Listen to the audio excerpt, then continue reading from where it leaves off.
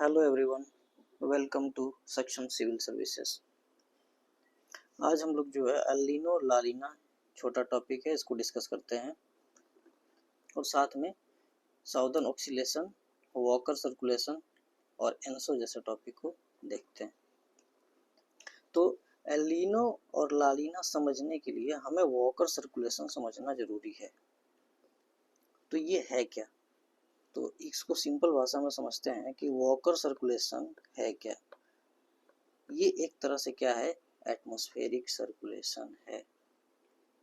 ठीक है, ये दिया गया था गिवन बाय गिलबर्ट वॉकर। तो गिलबर्ट वॉकर ने क्या कहा, क्या ऑब्जर्व किया? इन्होंने ऑब्जर्व किया कि ईस्टर्न पैसिफिक ओशन के पास, ठीक है, पेरू जो कंट्री है साउथ अमेरिका में, उसके जस्ट ऊपर जो प्रेशर कंडीशन है वो सेम नहीं है इन कंपैरिजन टू ये वेस्टर्न पैसिफिक ओशन। ये दोनों प्रेशर जो है एक जैसा नहीं है। यहाँ पे प्रेशर अलग है, यहाँ पे प्रेशर अलग है। इससे पहले क्या माना जाता था कि प्रेशर एक लाइन पे अगर मूव कर रहे हैं किसी लैटिट्यूड्स पे तो सेम मिलेगा। ये कौन किसने कहा था? ये फेरल्स ने कहा था। आपने पढ़ा है Ferrel's, Hadley cell, Ferrel cell and polar cell. उसमें जो है इन्होंने कहा था कि एक लाइन के अक्रॉस जब मूव करेंगे आप तो प्रेशर सेम मिलेगा। लेकिन जब वॉकर ने इस पे रिसर्च किया तो पता चला कि जो प्रेशर कंडीशन पेरू कोस्ट पे है वो बिल्कुल अलग है ये वेस्टर्न पैसिफिक कोस्ट पे। ठीक है, और इन्होंने क्या पाया कि इस प्रेशर डिफरेंस की वजह से ईस्ट टू वेस्ट एक सर्कुलेशन डेवलप होगा और उस सर्कुलेशन को ही term it as Walker circulation. ठीक है, तो अब देखते हैं कि वॉकर सर्कुलेशन का डेफिनेशन क्या है। ये ओशन इंड्यूस्ड एटमॉस्फेरिक सर्कुलेशन है। कहाँ पे? Above Pacific ocean across equatorial region, equator पे। ठीक है, तो वॉकर सर्कुलेशन समझ में आ गया क्या हुआ। अब इसका वॉकर सर्कुलेशन का एक जो है, अगर आप एटमॉस्फेरिक सर्कुलेशन का डायग्राम देखेंगे तो क्या होगा कि यहाँ पे ये ट्रेड विंड कैसे चलती है, ऐसे चलती है, ईस्ट से वेस्ट की तरफ ट्रेड विंड चलती है। ठीक है, ये ट्रेड विंड है आपका ईस्ट से वेस्ट। यहाँ से वाटर ले आकर के यहाँ पे पाइल अप कर देगी। पाइल अप होने के बाद ये आप ओशन करंट में पढ़ेंगे, यहाँ पे ये क्या होता है, ये वार्म होगा, वार्म वाटर होगा। वार्म वाटर क्या करेगा, एयर एवं हीट को गर्म करेगा और ये वार्म एयर राइज होगा। राइज होने के बाद फिर ये डाइवर्ज होगा दोनों डायरेक्शन में और आकर के ये पेरू कोस्ट पे सिंक होता है। तो सिंकिंग एयर तो ऐसे भी क्या करता है, कोल्ड होता है। और दूसरी बात आप देखोगे पेरू के पास, पेरू कोस्ट पे ईस्टर्न पैसिफिक ओशन में क्या होता है कि डीप ओशन से एक करंट चलती है जिसको कि हम लोग पेरुवियन करंट कहते हैं।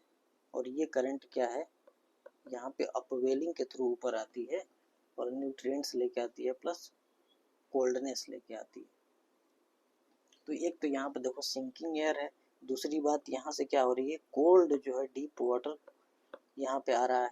तो ये क्या ले आती है, दोनों मिल करके यहाँ पे एरिडिटी ले आती है। यहाँ पे सूखा, बारिश नहीं होती है, सूखा आता है।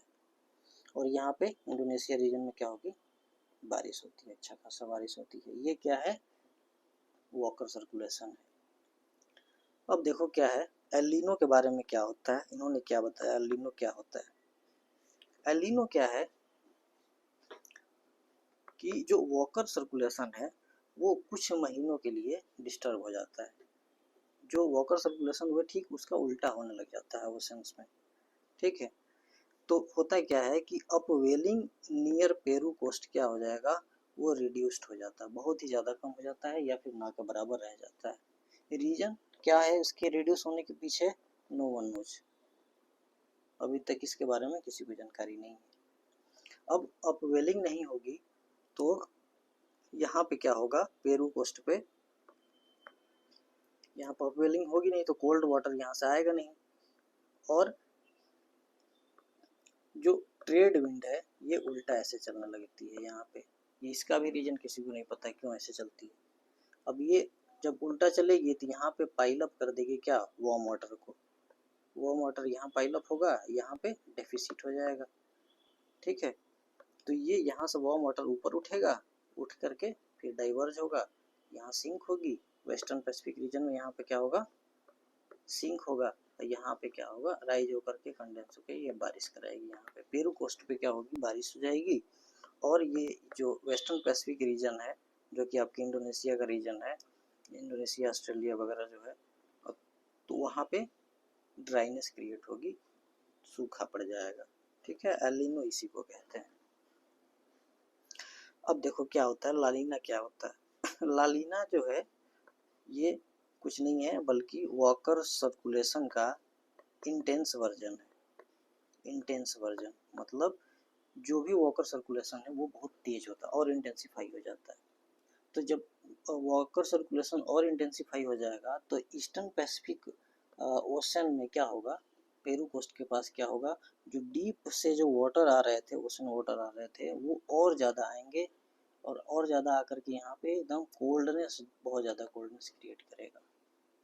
कोल्ड क्रिएट होगा, ये ट्रेड विंड यहाँ से एयर ले आ ही रही है, यहाँ पे क्या होगा, पाइल अप हो जाएगा, यहाँ पे बारिश राइज होगी, ये वार्म वाटर राइज होगा, कंडेंस होकर के फिर यहाँ बारिश कराएगी। ये वाली जो बारिश होगी बहुत हाई इंटेंसिटी की बारिश होगी।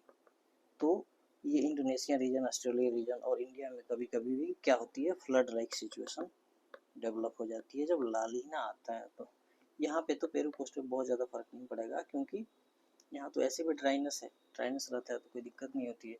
ये कोल्ड पेरुवियन करंट आ ही रहा है, अपवेलिंग हो ही रही है, तो न्यूट्रिएंट्स नीचे से आ ही रहा है, तो यहाँ की इकोनॉमी सही चलती है क्योंकि फिशिंग ग्राउंड है यहाँ पे। ठीक है, तो इसको बोलते हैं लालीना। ठीक है, इसको जो है सिंपल लैंग्वेज मैंने समझाने की कोशिश की। अगर वीडियो पसंद आया होगा तो लाइक और शेयर कर लेना, और कोई टॉपिक समझना होगा तो आप मैसेज बता सकते हो, फिर मैं उसका वीडियो आपको बना दूंगा। Thank you for watching, take care.